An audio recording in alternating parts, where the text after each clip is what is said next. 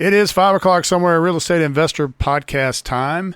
And we're going to be talking to Frank Torres from the1brokerage.com about portfolio lending, where if you're interested in buying 8, 10, 12, 20 properties and not having to go through 20 different mortgages, we're going to get some details about that. So stick with us. We are sponsored by Title Assurance and Escrow, a title company here in Cordova that does all of our closings, title work, escrows, and we only use Title Assurance and Escrow. That relationship is very important because we can get things done for our investors quickly and easily. So to speak with Title Assurance and Escrow, call 901-737-3332. Ask for Chris or April.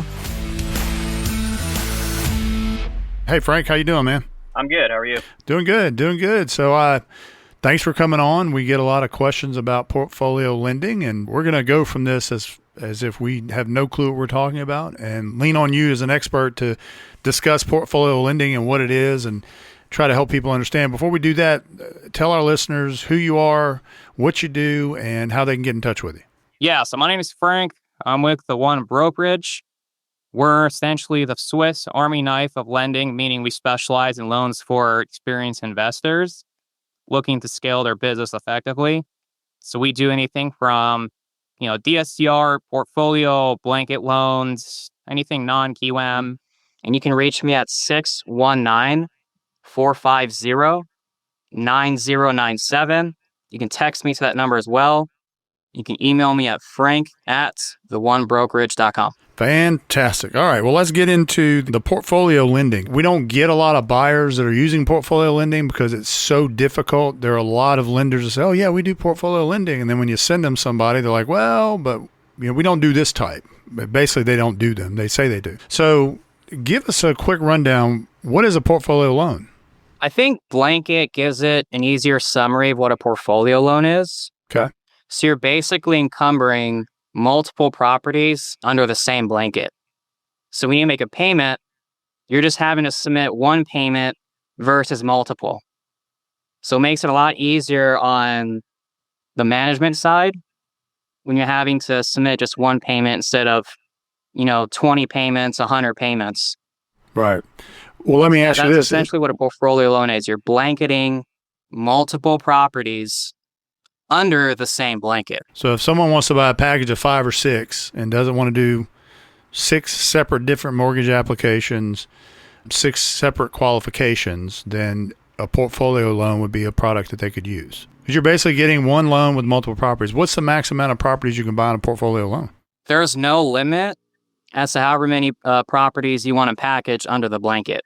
Okay. So if you want to do 20 properties under the same blanket, if you want to do 100, there's really no limit. Interesting. Go up to 100 million on the loan size.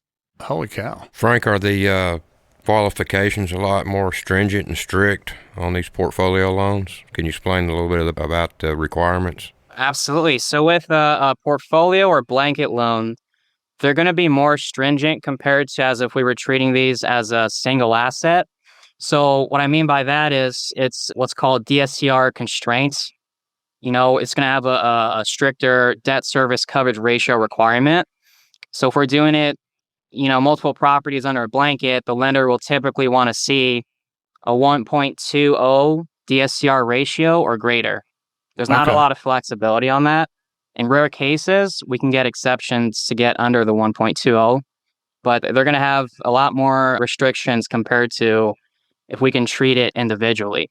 So this loan type's not for everyone. This is more of the experienced investor who's looking to purchase multiple properties and to make the payment management a lot more streamlined and effective. Well, that leads me to my next question. So you mentioned DSCR. So you're saying that the qualifications for that portfolio loan are very similar to DSCR? They're not really looking at the investor's personal income and tax returns. They're looking at the cash flow of the properties and maybe their credit score and ability to pay? Correct. Yes, we're looking at all those items. We're looking at the sponsor, their experience. We're looking at the FICO score. And we're also wanting to make sure that the assets are cash flow positive. Okay. So we're looking at what's called the 1.2%, right? 1.20. But your only expenses that you're calculating are going to be your principal, interest, taxes, and insurance? Or is there other expenses that y'all will... Association dues. Right. Any that's association it. dues. So Okay. exactly. We're not looking at property management to calculate the DSCR. We're not looking at, CapEx. We're just looking at the PITIA. But we're looking Gotcha. at the aggregate debt service coverage ratio spread out across all the properties. And why that's a value add, compared to treating it as individually is because, a lot of times in a portfolio, you'll have assets that perform weaker compared to others in terms of the debt coverage ratio. Not all properties cash flow the same. Some properties cash flow less than others. So we look at the aggregate debt service coverage ratio Nice. for the portfolio or Nice. blanket loan. So as long as the package itself is doing 1.20 or better, some can be doing less than others and some can be doing better than others as long as that average doesn't drop below the 1.20. Yeah, and that's a huge benefit for the investor as well, because if you're in a scenario where, let's say you're doing a DSCR loan, you're treating these as single assets, right? Single loan per property. If your DSCR on some of the units are, if they fall short, that can affect your leverage. So you might be thinking, oh, I'm getting 75% LTV, but later on in the process, that can get cut down to, who knows, like 65% LTV or 60% LTV. A lot of times, obviously, that can't work. So being able to blanket multiple assets, multiple properties under the same loan and use the aggregate DSCR is a huge value add for these types of investors. I know you can't quote rates, but what is the average rate that you would see for a portfolio loan? In today's market? Yeah, in today's market. Not what we used to have. I'm talking about today's market and what we may have next year and the year after. But for now, if someone wanted to do one today, what kind of ballpark would they be looking at interest-wise? Right. Currently, we're ranging in the 6s to 7s. Well, this is a 30-year fixed. Can they refinance down? No prepayment penalties? Yeah, so with these are DSCR loans. It's going to come with a prepay.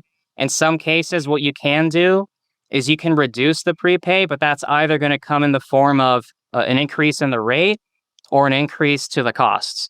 What is your prepayment time frame? 3 years? Typically, with these types of loans, 30-year fixed, no balloon. We can do a 5-year prepay, 4-year, 3-year, 2-year, 1, and we can reduce it all the way down to 0, depending on the investor's preferences and what their time horizon is, whatever their exit strategy might be. In other words, if somebody wanted to refinance through another lender, will you allow that after either 24 months or 36 months or whatever it is your time frame is? Right. Yeah, so we can allow it.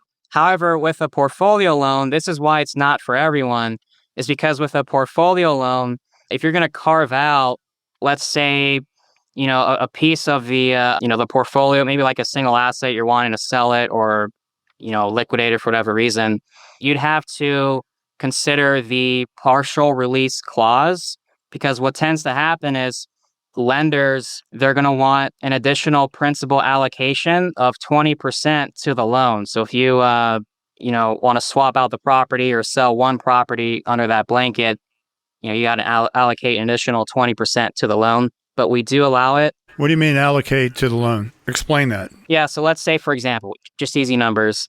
If the total loan's $100,000 and you want to sell one property under that blanket loan, instead of paying, the $100,000, they'd want to see $120,000, allocated to the loan. How do they it's determine? Basically, 20% principal allocation is what they will require. So if it's $1 million loan, they're going to want to see $200,000 paid off on the loan with the sale of that property, or am I misunderstanding that? Correct. Exactly. Okay. So you take 20% of the total loan, and out of the sale of that one property to release it, they want to collect 20% of the loan balance. Okay. Gotcha. That makes sense. Frank, what if I currently own 50 properties and can I consolidate them, my existing homes, into refinance with you into one portfolio loan, or is this just all new properties that I'm going to purchase? Absolutely. As long as we're going under the same entity, and as long as these are 1 to 4 unit residential properties. Okay. So that was my next question. So in my blanket loan with you, portfolio loan with you, can I mix single residential, multifamily, any commercial properties? Can I put anything under that umbrella?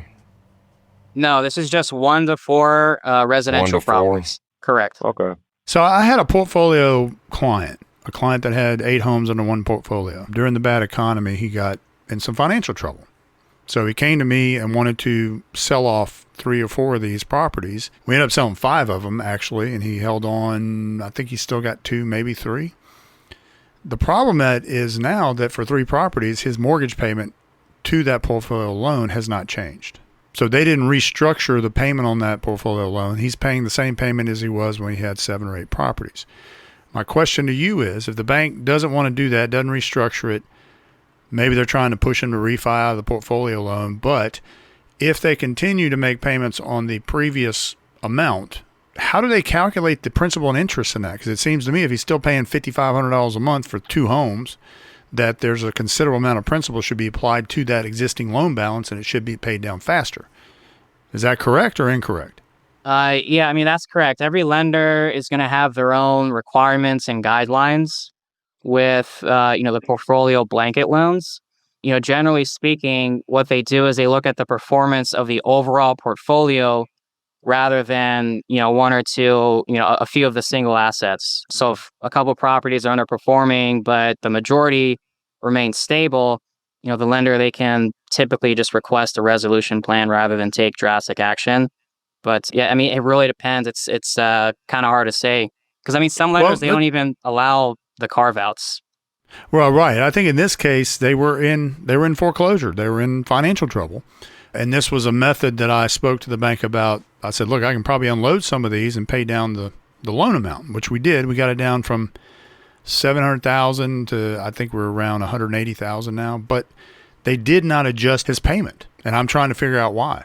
Because you'd think if he only owns $180,000 now, that they'd readjust the loan with the current interest rate to get his payment in line with what he still owes. Which was his whole intent and They goal would to begin modify with. the loan. Correct. Because he was in trouble.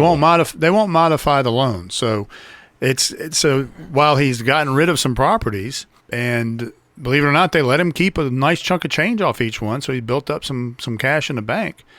But his loan balance has gone down, but his payment has not changed. Is it going straight? So in that situation, as a servicer of that loan, and maybe you may not know the answer to this question, if he's still paying $5,000 or $5,500 a month for those 2 homes with a $180,000 balance, are they allocating more of that payment toward the principal balance? So instead of paying off $1,000 here, he's paying down like three grand every payment because he's adding more to the principal, or do they just continue to? How do they calculate the additional money they're getting on a much smaller balance now? Is that's what I'm trying to get to. Right. I mean, the principal and interest payments, that's going to be based off of whatever the original loan balance is. But it sounds like that lender is not allowing carve outs. I mean, I'm not sure how to answer that situation. I'd have to look into it further. So you're thinking they don't allow the carve outs, but they allowed it simply in this situation because there was a pending foreclosure. So yes, when we sold these properties, the balance went to the bank. There was a leftover amount that actually went to my client, which I was surprised that happened, but they stopped the foreclosure and now they're in good standing. But they didn't change the payment that they're having to pay every month, which is the reason they were in foreclosure in the first place. It's really a bizarre situation. Can the borrower request that difference go straight towards the principal so at least they're paying it off quicker? Well, I don't know. That's why I was asking Frank in that situation. I'm not sure. I'd want to look into that offline.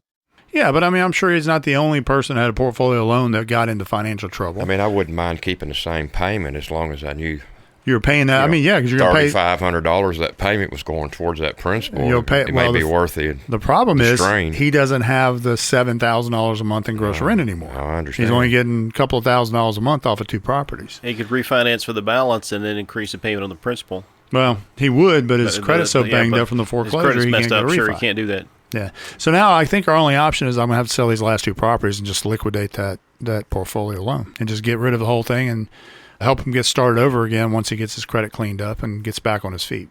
Right. Yeah, it seems like it'd be the best option. Okay. Well, that answered that question. Let me ask you this. What are the most common refinancing obstacles investors face when approaching their balloon payment deadline? So are there balloon payments with some of these portfolio loans? Yeah, I mean, one of the major advantages of our portfolio loans is that they're 30-year fully amortizing, so no balloon payments to worry about. This provides long-term certainty and that eliminates the stress of refinancing. So you can pay on that portfolio loan for 30 years. Right, so 30 years you can pay on that portfolio loan without the fear of any balloon payments. Correct. Okay. Are there any tax implications that investors should consider when considering properties under one loan? I guess you got to keep a good spreadsheet on expenses and repairs and on each property, but are there any other tax pluses or negatives that you know of? I know you're not a CPA and you can't give tax advice, but in your industry, what's the advantage and disadvantages on taxes? Yeah, I mean, definitely talk to a licensed CPA. I'm not a licensed CPA. Correct. But, consolidation may affect the depreciation schedules. Okay. That could limit the interest deductibility if not structured properly. So make sure, if you're listening to this, talk to a licensed CPA. They can guide you through that. About the depreciation schedule, because it may change because you've got everything under one loan. Right. Right. Okay. All right. So let's say you've got 10 properties and they're all doing well, but number 9 is just that redheaded stepchild. Just problem after problem, vacancy, eviction, and you just can't seem to get it to balance. How does the bank deal with that? Do they care as long as the investor's making his mortgage payment every month? So do they really care about that issue, or is it something they take a look at and decide maybe we need this guy to unload this property and replace it with something else? Right. I mean, generally what they'll do is look at the performance of the overall portfolio rather than, in that situation, that single asset that's become problematic. So if one underperforms and if, the majority is stable, then, like I mentioned earlier, the lender's typically going to request a resolution plan rather than make any drastic actions. Which could be allowing him to sell that property and then under the agreement that he would replace it with a different property, or they would just go down to 9 properties and restructure the loan. Yeah, no, it's either or. So they could swap out the property, they could liquidate that one property, but we've got flexibility on that. One other question. What specific language should investors look for in portfolio loan agreements regarding property substitution rights in one property becomes a liability? So basically talking about the same scenario, should there be language in the portfolio loan documents that allow that? And if it doesn't say that, then maybe that lender doesn't allow you to do that. So if you get a problem child, you're just stuck with them? Kind of like dating an ugly girl or being married to an ugly girl, you're just stuck with her. Yeah, I don't want that. Yeah, no. This is a common one that comes up. So investors, what they should be doing is looking for terms such as, collateral substitution, partial release provisions. It might say partial release clause or release prices per property. These clauses give flexibility to sell or swap assets without defaulting on the loan. So, but for example, if you carve out a property from the loan blanket, the lender could require you, to allocate, the additional 20% to the loan, like we Correct. talked about earlier. So they'll let you sell it, and you're gonna have to pay off 20% of your loan balance when you sell that property. But if you do a replacement, how does that work? So let's say I'm gonna do a brain teaser here. So let's say a guy's got a portfolio loan for $1 million, 10 properties, and he's got a redheaded stepchild that he needs to get rid of, an ugly wife, and something else. So the bank says, great, we'll let you sell this property off, but you need to allocate 20% down, pay down on the loan. But he says, well, I want to take that money and 1031 it and buy another property and replace it.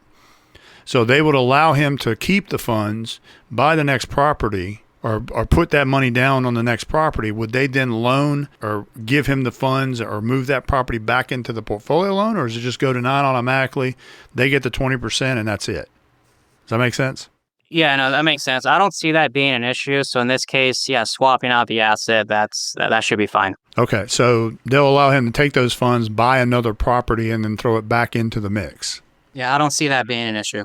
Okay, that's why I'm wondering if that 20% applies if he's going to replace versus just sell off. Right. I mean, that's part of the resolution plan that, the investor would work with the lender. Frank, what's the time frame on putting one of these portfolio loans together with, say, 10 properties from application to close? What's your average time frame for something like that? A typical portfolio loan can close in 30 to 45 days. However, that depends on the deal complexity and borrower readiness. So having all documents prepared up front, that can significantly accelerate the process. And that's something I'd help you with as well. I'd walk you through the entire process. So at the end of the day, though, with 10 properties in a portfolio loan, you're still looking, evaluating, comping 10 properties. You're going to appraise all 10 properties, correct? Correct. So depending on the size of the portfolio, it'll just take longer because obviously there's more properties involved than just one. So that's pretty quick turnaround though, 30 to 45 days. Yeah. For 10 properties. I know lenders that can't close one property in 45 to 60 days. So. Hey Frank, this is Richard on the mic. I'm going to spit you some beats. I'm curious to find out, because these properties are all held within one portfolio loan, how does that affect how I insure each of the properties, or can I carry a blanket policy? So with the cross-collateralization, that links the financial health of all properties, increasing shared risk. So, strong insurance strategy that often includes having a umbrella policy and, consolidated property coverage. So, that should be fine. Could they be insured with a landlord's policy, a standard landlord's policy to cover all of them as one for a lot cheaper, if it's a cheaper rate than an umbrella policy? Right. Yeah. It's typically done with an umbrella policy, but that should be fine. Which just covers everything under one umbrella. You don't have separate policies, separate payments, separate issues. So if one home in the portfolio burns to the ground, it's not going to affect the other 9 homes, other than the fact your insurance company may cancel you. You get a new insurance policy. So it helps protect the entire portfolio, and it simplifies the claims. Makes it a lot easier. Are those rates competitive with traditional homeowners insurance rates or investor rates? Investor rates. Is it more because of multiple properties and multiple risk, or do you get a discount because of its multiple properties? I've seen a lot of insurance companies, offer the bulk discount, but that's something you want to work with the insurance agent. It's a good idea. We need to have an insurance agent on sometime. Beautiful. Frank, one more time, give me your name, your telephone number, your shoe size, blood type, and your website address. Yeah, well, thanks for having me on. It's always a pleasure working with you guys. Happy to help any way I can.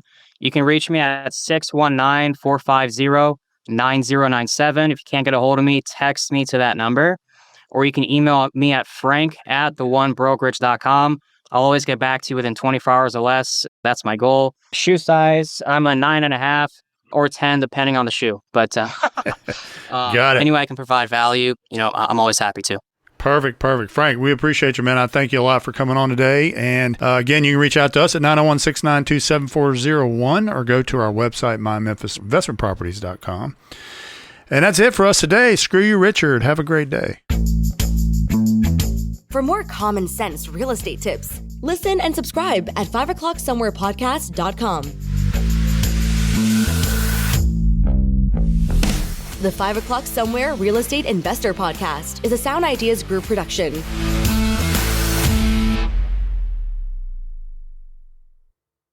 .401 or go to our website, mymemphisinvestmentproperties.com. And that's it for us today. Screw you, Richard. Have a great day.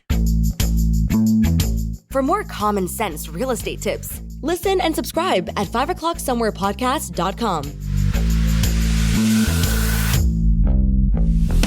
The 5 O'Clock Somewhere Real Estate Investor Podcast is a Sound Ideas Group production.